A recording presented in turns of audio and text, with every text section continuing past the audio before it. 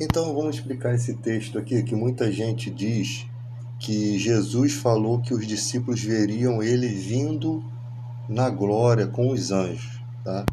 O texto em questão, ele é citado em Mateus 16, né, no versículo 27 e 28, mas ele tem outras citações nos evangelhos de Mateus 16, 28, Lucas 9, 27 e Marcos 9, 1. Sendo que desses três relatos, só o Mateus e Levi foi o discípulo de Jesus. Vamos observar o que Jesus disse aqui. Primeiro a gente tem que observar que quando Jesus responde por que o Filho do Homem há de vir na glória de seu Pai com seus anjos, a palavra glória, ela significa uma coisa, um julgamento, né? Já a palavra reino, que ele repete aqui no versículo 28, em verdade vos digo que alguns há do que aqui se encontram, de maneira nenhuma passarão pela morte até que vi o Filho do Homem no seu reino. Ele usa a palavra basileia. E aqui tem uma observação, não deve ser confundido com um reino real, mas sim o direito ou autoridade para governar sobre um reino, o poder real de Jesus como o Messias triunfante. Então você já observa que tem alguma coisa, né? Lembrando uma das frases de Jesus. Lá em Lucas 17 diz, indagado pelos fariseus sobre quando viria o reino de Deus, Jesus lhe respondeu, o reino de Deus não vem com visível aparência, nem dirão, ele está aqui, ou lá está ele, porque o reino de Deus está entre vocês. A seguir, Jesus disse ao seu discípulo, virá o tempo em que vocês desejarão ver um dos dias do Filho do Homem, mas não verão, e dirão a vocês, ele está aqui, ou lá está ele. Não saiam nem sigam essa gente, porque assim como um relâmpago, aqui Jesus vai dando umas descrições, né? Então Jesus já mostra que o reino de Deus não vem com aparência visível.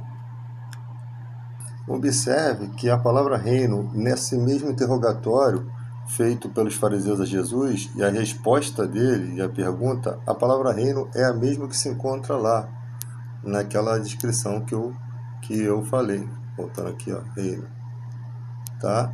Então, não deve ser confundido como o reino real, mas sim o direito de governar, a autoridade para governar sobre um reino. Lembrando que a vinda de Jesus na sua glória, ela com os anjos, ela é uma coisa literal, né? Então, a glória dos seus anjos é uma coisa literal, por quê?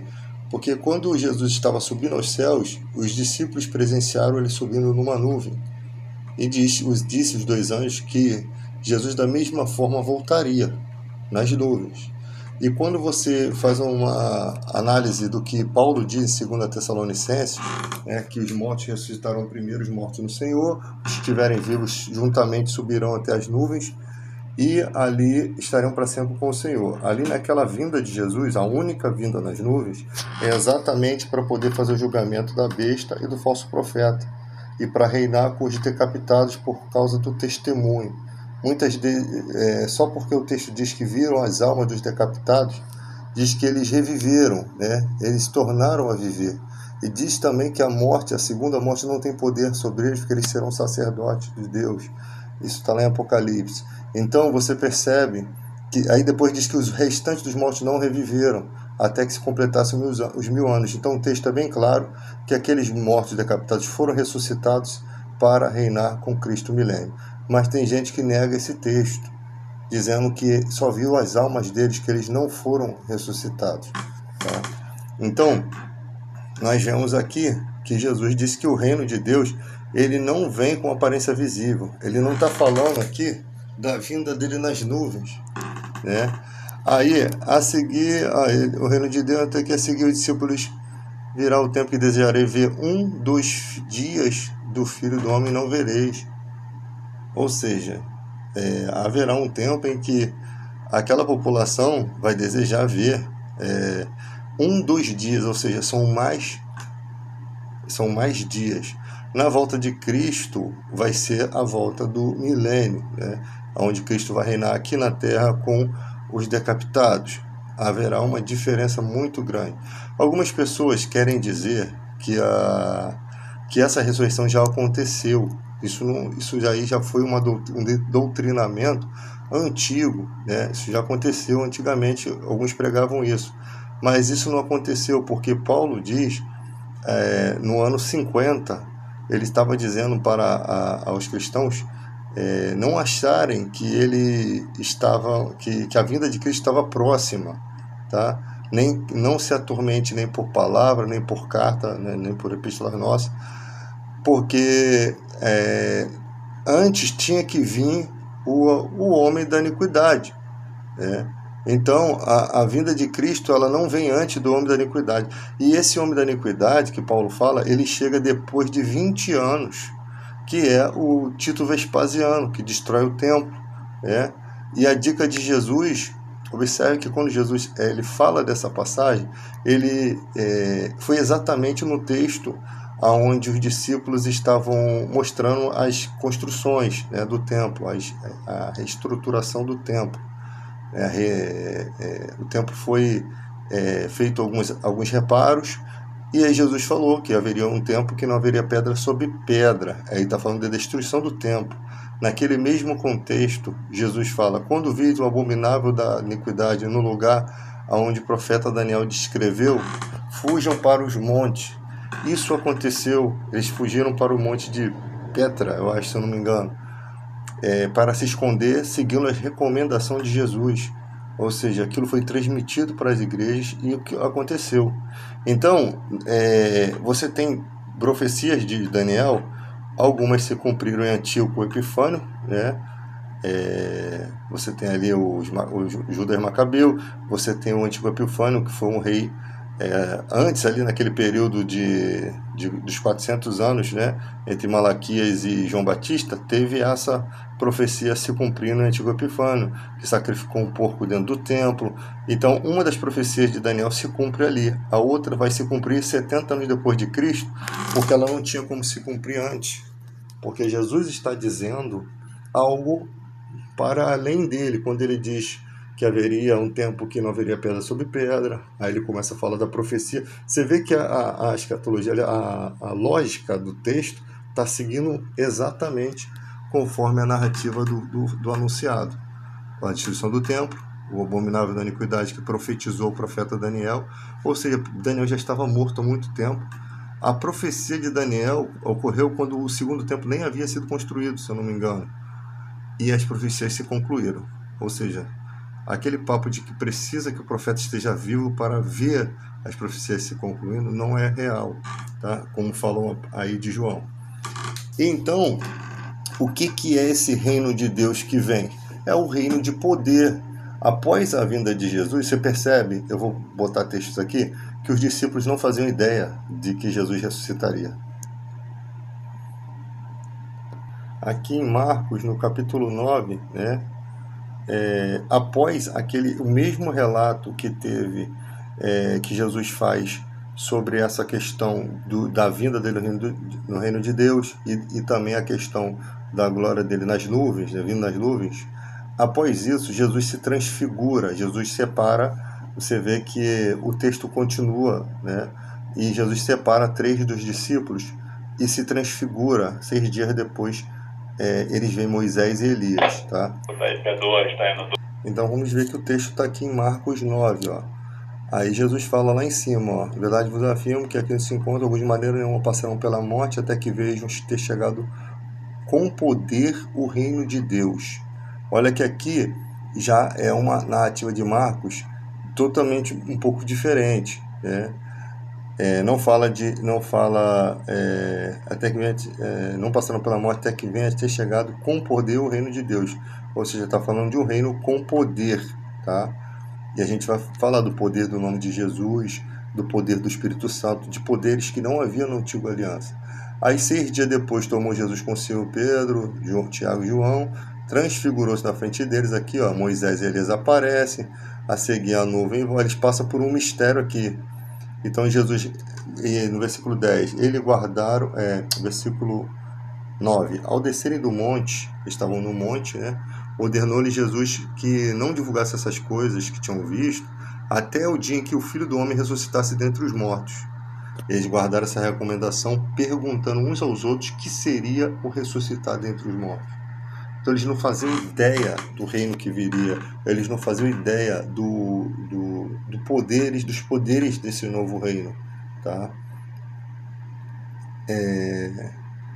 Aí fazem uma pergunta, né? Então interrogaram-lhe por que os escribas diziam que era necessário que Elias viesse primeiro. Então disse Jesus: Elias vindo primeiro restaurará todas as coisas, como pois está escrito sobre o Filho do Homem, que sofrerá muito e será aviltado. Eu, porém, vos digo que Elias já veio e fizeram com ele tudo o que quiseram, como a seu respeito está escrito. Em alguns outros textos, os discípulos assimilam que Jesus está falando de João Batista, tá? Eles entendem isso. Jesus não afirma que era João Batista, mas eles compreendem isso. Então, depois daquilo ali, começou a vir, né? Veio o milagre ali da possessão do rapaz e Jesus expulsando o demônio, explicando de um tipo de casta que só sai com jejum e oração, tá? Antes os discípulos já haviam experimentado os poderes do reino, as primícias ali, mas ali aqueles tipos de demônios não conseguiram expulsar, tá? Aí lá no finalzinho, 31, porque ensinava os seus discípulos e lhes dizia: o Filho do Homem será entregue nas mãos dos homens e o matarão, mas 3 dias depois da sua morte ressuscitará. Eles, contudo, não compreendiam isso e temiam interrogá-lo. Então eles não entendiam o que Jesus estava falando acerca do reino, do novo. E a gente já sabe que o reino não vem com aparência visível, né? Como disse. Então há uma diferença entre o reino de Deus com poder, da sua glória vindo entre os anjos. É totalmente diferente, porque quando houver a questão da glória, vai ser de aparência, porque todo olho o verá. Então, se agora você tem um reino que ninguém pode ver, porque ele está dentro de nós, né? É interessante que Jesus, após ressurreto, ele sopra o Espírito Santo sobre os discípulos, mas depois, lá na frente, o Espírito Santo, ele fala: ficar em Jerusalém até que do alto seja revestido de poder. Então, em uma hora ele sopra, em outra hora há um revestimento, né? Aí tem aquela questão, né?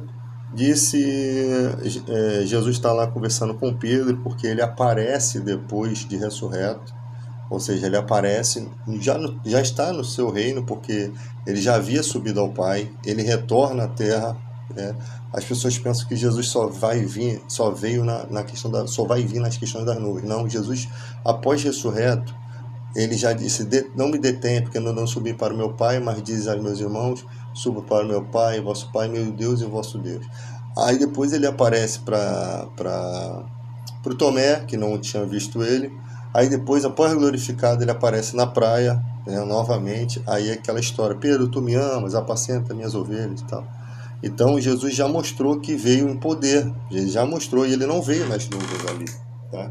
E também ele não veio com os anjos, mas ele já mostrou que ele já veio em poder também. Então, voltando-se, depois de falar com Pedro, né, pediu para ele segui-lo, né, após dizer com que tipo de morte ele glorificaria a Deus, em que entendeu-se que ele morreria crucificado. Então Pedro voltou e viu outro discípulo a quem Jesus amava. Era notório que Jesus amava João, tinha uma afinidade, né? O qual nascesse, reclinara sobre o peito de Jesus e perguntara: Senhor, quem é o traidor? Daqui a gente vê que se trata de João, né? Vendo, pois, Pedro perguntou a Jesus: e quanto a este? Respondeu-lhe Jesus: se eu quero que ele permaneça até que eu venha, que te importa? Quanto a ti, segue-me. Então se tornou corrente entre os irmãos o dito que aquele discípulo não morreria. Ora, Jesus não dissera que tal discípulo não morreria, mas: se eu quero que ele permaneça até que eu venha, que te importa? É lógico que esse texto não se trata daquela palavra alguns do que aqui estão, não passaram pela morte, porque aqui é só João, então não poderia ser alguns, senão não estaria no singular o texto lá. Mas também João deu testemunho da vinda, viu, né, as coisas acontecerem, as interpretações. Então, vamos seguir. Depois desse fato, Jesus se transfigurou, depois dele falar do poder do reino, ele ainda faz uma coisa que nunca foi feito, um milagre. Ele se transfigura, né? Eles vão até um monte, ele leva com eles uns discípulos, apenas Pedro, Tiago e João, vai ali a um monte Tabor, né? Que parece que significa transfiguração, e enquanto eles rezavam, Jesus transfigurou o rosto e como o sol e suas vestes ficaram brancas como a luz. Ou seja, ele naquele momento ali ele aparece como glorificado. Aparece Moisés e Elias conversando com Jesus, né? Aí depois tem todo um processo que ele ouviram a voz, caem por terra, aí Jesus vai lá, toca neles e eles se erguem. Tem todo um processo, né? Então aqui são as partes que narram a transfiguração.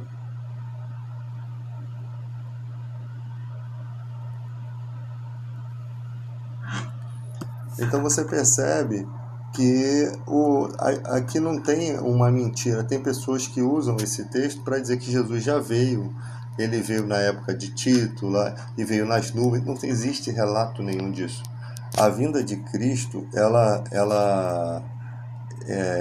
porque está escrito que em breve ele viria. Cara, a palavra breve, ela está em muitos textos do Novo Testamento. Da morte de Cristo para cá é breve. Porque olha como é que já se desenrolam os acontecimentos. Jesus já está cumprindo ali, depois ali no ano 70, profecias de Daniel, né? Coisas que o profeta Daniel profetizou há muitos séculos antes. Então, quando ele fala breve virei, é porque nas questões bíblicas já estão se cumprindo algumas coisas que eram profecias, né? E profecias fortes acerca de tempos vindouros. Você vê que a questão do homem da iniquidade ali nem se cumpre na época de Jesus. Ela se cumpre no ano 70 depois de Cristo, né? E as recomendações são seguidas, e ali após é breve, porque a partir dali a era do milênio já está muito mais perto. Ah, mas o reino de Deus já veio e tal. E como é que não desceu a Jerusalém do céu? E como é que a população não vai de ano em ano adorar lá? Porque se não adorar não vai ter nuvem para chover lá. As pragas vão vir sobre essa população. Todo mundo tem que adorar a Deus, tá? Como é que essas coisas não aconteceram? Então, eles falam das coisas sem ter nenhum escrito para poder relatar essas questões de forma categórica. Cadê a ressurreição dos mortos no Senhor? Porque se os mortos ressuscitaram, os mortos no Senhor ressuscitaram, os demais mortos não ressuscitaram. O Satanás seria aprisionado por mil anos, né? Satanás seria aprisionado. Lembrando que no lago que arde em fogo, no lago de fogo que arde em enxofre. O texto tem uma especificação: lago de fogo que arde em enxofre. Às vezes a pessoa não observa esse texto. Outra questão acerca disso é a segunda morte. Quando você vai ver o julgamento, as pessoas vão ressuscitar no seu corpo, assim como Jesus ressuscitou. Ele é o Pai da eternidade por isso, porque ele é o primeiro a gerar, dar-nos a oportunidade de ter eternidade. Ele tinha o título de príncipe da paz. Esse título não pode se atribuir a Deus, porque Deus nunca foi príncipe, né? E depois lá no Apocalipse ele é rei dos reis, senhor dos senhores, escrito em sua coxa e no seu manto. Então você tem questões ali muito fortes acerca, né? De que Jesus é um e o Pai é outro. No Salmo 110 está ali exatamente: disse o tetragrama ao meu Adoni, assenta-te à minha direita até que eu ponha seus inimigos por estrado dos seus pés. Esse texto tem o sacerdote da ordem de Melquisedeque citado ali como sendo Cristo, e tem o questionamento de Jesus, exatamente em Mateus 22, no finalzinho. Jesus perguntou aos fariseus: quem vocês pensam que o Messias é filho, que o Cristo é filho? Os fariseus falam: de Davi. Mas Jesus fala assim: mas como Davi lhe chamou de Senhor? Disse o Senhor ao meu Senhor. Então Davi pelo Espírito, Jesus disse isso, Davi pelo Espírito disse essas coisas. Quando você vai ver a tradução de Espírito, está lá pneuma, que é a tradução para o Espírito Santo, tá? Então o Davi, inspirado pelo Espírito Santo, que é uma coisa totalmente diferente do Espírito Santo no Novo Testamento, por várias questões. Davi era inspirado pelo Espírito Santo, mas o Espírito Santo, quando ele está aqui na terra, primeiro, Jesus rogou ao Pai por ele. Segundo, ele é um consolador. Terceiro, ele glorifica Jesus e recebe do que é dele. E quarto, ele está para sempre conosco, intercedendo por nós, né, com gemidos inexprimíveis. Ele prescruta as coisas de Deus, né? Chega a falar, quem conhece a mente do homem, senão o Espírito do homem? Assim o Espírito Santo prescruta as coisas de Deus. Como é que um ser pode prescrutar as coisas do Eterno? Pode sondar o coração do Eterno se ele não tem uma divindade, se ele não tem santidade nele? Então essas coisas você tem que se questionar, porque o nome é Espírito Santo. E Jesus rogou ao Pai e disse, não vos deixarei órfão. Então é um fenômeno totalmente diferente da inspiração que Davi tinha para fazer os salmos. Você não tem no Antigo Testamento um Espírito Santo intercedendo pelas fraquezas do homem, um Espírito Santo que se entristece, né? Até se entristece. Davi sempre falava, não tire de mim o Espírito Santo. Sempre clamava nessa direção, tinha medo de perder o Espírito Santo, que ele devia sentir o consolo. Mas você vê que é específico para algumas pessoas essas citações. Você não tem o Espírito Santo derramado sobre toda a carne. Você tinha particularidade com alguns. Na Nova Aliança, baseada em melhores promessas, né, morre-se o pacto antigo, a aliança com Levi, né? A aliança de Cristo é muito maior, porque o Melquisedeque, que é o rei de Salém, ele abençoou o pai da fé lá atrás, 400 anos antes da lei. O Abraão lhe pagou o dízimo na pessoa de Levi, tá? No momento em que o Melquisedeque foi levar pão e vinho para os integrantes da guerra ali que estavam os 300 que estavam com Abraão, escolhidos dentre o povo de Abraão, não foi o rei de Salém, Melquisedeque, que deu soldados para Abraão lutar, não. Tem gente que vem com esses argumentos, quando você vai para o texto, não tem isso. Abraão escolheu dentre a família dele, que era grande, né, pessoas que andavam tinham suas terras juntas, protegiam a terra. Então escolheu dentre desses para guerrear, para poder, naquela questão lá de Ló, né, a libertação.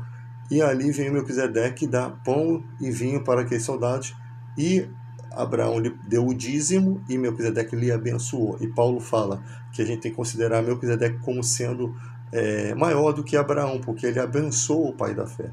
Então, mostrando a excelência desse sacerdócio que foi prometido ao Cristo lá no Salmo 110. Deus jurou, tu és sacerdote da ordem de Melquisedeque. Ele se torna sacerdote por juramento, por de Deus. Depois ele, quando morre e ressuscita, ele se torna sumo sacerdote. Tá? Tem um texto que parece que Pedro ainda chega a dizer que Davi era profeta. Ele tinha um ministério profético. Ele tem referências que ele fala algumas coisas que são proféticas. E ali Jesus disse que o Messias é anterior a Davi. Ele já existia desde os tempos da eternidade. Se eu não me engano, ainda tem essa frase no livro de Daniel, ou alguma coisa assim. Jesus, o Cristo, ele é desde o tempo da eternidade, ou seja, disse o tetragrama ao meu Adoni, assenta-te à minha direita até que eu ponha seus inimigos por estrada dos seus pés. Não existe ninguém que tenha essa posição como homem, a não ser o Messias. O texto é bem claro, o tetragrama está dizendo o Adoni.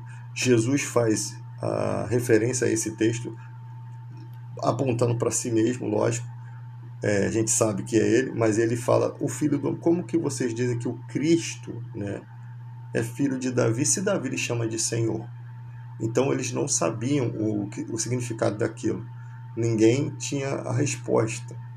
Mas o texto em hebraico deixa bem claro que ali são dois senhores. Ali já mostra. Porque na questão do judaísmo, eles não entendiam que Deus tinha um filho. Eles não entendiam bem quem era esse Cristo. Na percepção deles, o enviado Messias seria como que alguém é pai da eternidade? Sabe? Como é que o cara é príncipe da paz? Não é Davi, não pode se especificar Davi, né? Até porque Davi tem guerras, tem outras questões de pecados, de erros, né? Então não se atribui a Davi. E também o escolhido, ele não veria a morte dele ele não ficaria na morte, ele não ficaria no reino dos mortos. E isso foi usado por Pedro para dizer, ó, o Davi morreu e a sepultura dele está entre nós. Então o texto não pode estar se aplicando a ele. Por quê? Porque o texto dizia que não deixará a minha alma no pó, não deixará que o seu santo veja corrupção. Então, alguns textos do Antigo Testamento que as pessoas acreditavam que era para Davi, na verdade era para o Cristo, era para Jesus. Há muitas argumentações. Aí as pessoas pegam esses textos assim aleatórios e tentam, cara, de alguma forma tentam mostrar que Jesus já veio, sabe? Assim, sem respaldo, sabe? Pegam uns argumentos. Parece que estão lutando contra a Jesus. Parece que estão lutando porque o Apocalipse é um livro que você tem tanta sensibilidade. Você não pode acrescentar nem tirar nada. E esses caras não raciocinam sobre isso. Você não pode acrescentar nem tirar nada. Você pode até fazer exegese do texto, você pode fazer análise do texto, mas sempre respeitando isso, com cuidado, para você não estar pregando uma besteira.